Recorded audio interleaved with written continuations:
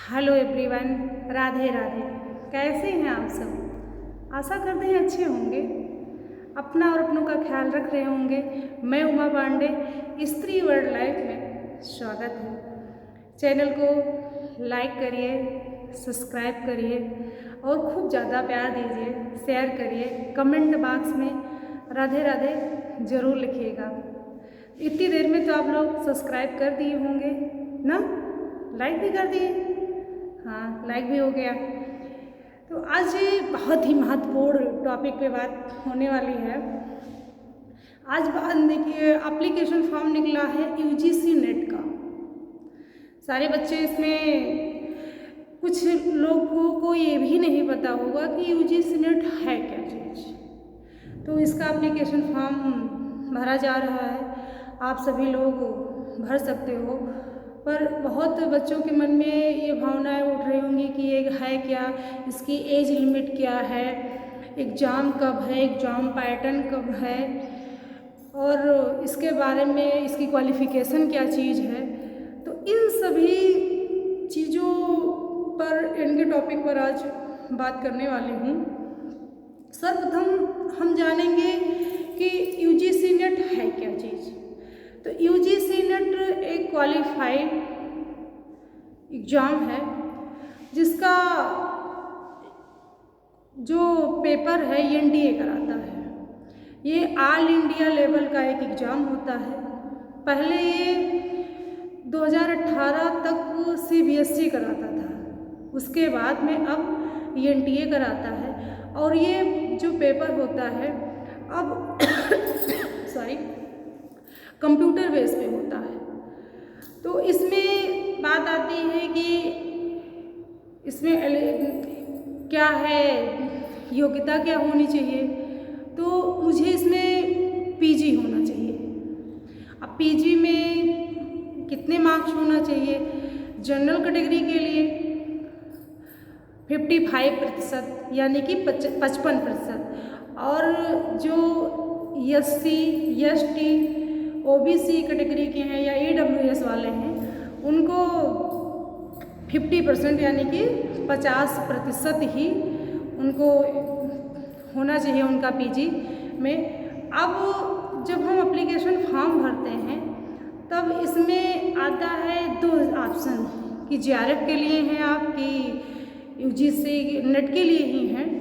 तो यूजीसी जब हम 31 वर्ष से पहले, जब इसका मेरा जेआरएफ निकल जाता है तब हम क्या करते हैं, इसके लिए एलिजिबल हो जाते हैं स्कॉलरशिप के लिए। इसमें गवर्नमेंट स्कॉलरशिप देती है मुझे आगे पढ़ने के लिए, आगे बढ़ने के लिए। और जब हम नेट ही क्वालिफाई कर पाते हैं, यानी कि ये रैंक वाइज, यानी कि जितने भी बच्चे पेपर देते हैं उसमें से मात्र 1% या 2% लोगों को ऊपर से चयन किया जाता है, जिसका रैंक अच्छा होता है, हाई लेवल का होता है। उन्हीं को क्या किया जाता है, उन्हीं को जेआरएफ घोषित कर दिया जाता है। ठीक है। अब ये साल में 2 बार होता है इसका एग्ज़ाम, एक जून में और एक दिसंबर में। जो एप्लीकेशन फॉर्म भर के 2-3 महीने पहले ही इसका एप्लीकेशन फॉर्म भरा जा रहा है। तो इस समय इसका एप्लीकेशन फॉर्म भरा जा रहा है, आप सभी बच्चे इसमें फॉर्म भर दें। अब बात आती है कि पर जो ओबीसी, एसटी और जनरल कैटेगरी के अलग अलग होते हैं ना, तो ओबीसी वाले और जनरल वाले, एससी वाले, जनरल के लिए कोई छूट नहीं, केवल 31 वर्ष तक ही अगर वो जेआरएफ क्वालिफाई कर रहे हैं तो उनको स्कॉलरशिप मिलेगा। और अगर इसके बाद उनका एज लिमिट क्रॉस हो गया है तो फिर उनको नहीं मिलेगा। पर जो ओबीसी वाले बच्चे हैं उनको छूट मिली है 5 वर्ष की, तो वो अपना अगर क्वालिफाई कर रहे हैं तो उनको स्कॉलरशिप मिलेगा। ठीक है। अब एप्लीकेशन फॉर्म फीस की बात आती है कि इसमें कितनी फ़ीस लगती है। तो जो जनरल वाले हैं उनको 1100 रुपये, और ईडब्ल्यूएस वाले, ओबीसी वाले, एसटी वाले बच्चे उनका 550 रुपये एप्लीकेशन फॉर्म का लगता है। और जो एसटी, एससी और पीडब्ल्यूडी वाले बच्चे हैं उनका 275 रुपये लगता है। ठीक है। अब बात आ रही है एग्ज़ाम पैटर्न की, कि एग्ज़ाम पैटर्न इसमें एग्ज़ाम दो प्रकार के इसमें दो पेपर होगा, एक फर्स्ट पेपर है, दूसरा सेकंड पेपर। अब फर्स्ट पेपर में आपका 50 क्वेश्चन आता है और प्रत्येक क्वेश्चन 2 नंबर का होता है, और सेकंड पेपर 100 नंबर का आता है, 100 क्वेश्चन का आता है, सॉरी।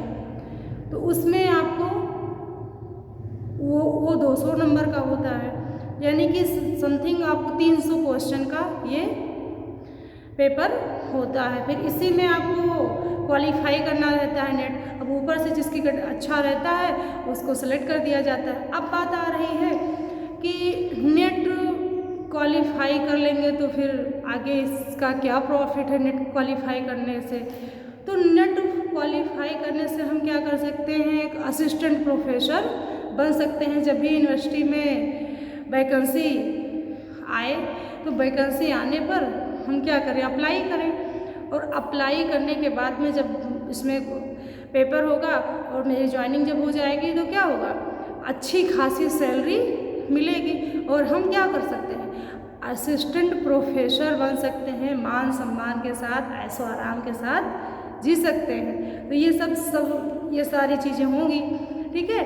तो अब बात आ रही है कि जॉब करेंगे आप, तो अब इसी स्ट्रेटजी के साथ अब आप लग जाएं और इसका एग्ज़ाम क्लियर करने के लिए तो आप लोग फॉर्म ज़रूर भर दीजिए, समय से भरिए ताकि लेट ना हो पाए। क्योंकि जब एग्ज़ाम एप्लीकेशन फॉर्म हम थोड़ा लेट में भरते हैं तो क्या होता है, उसमें बाद में सर्वर डाउन होने का थोड़ा प्रॉब्लम हो जाता है। तो कोई भी काम करिए समय से करिए, ठीक है।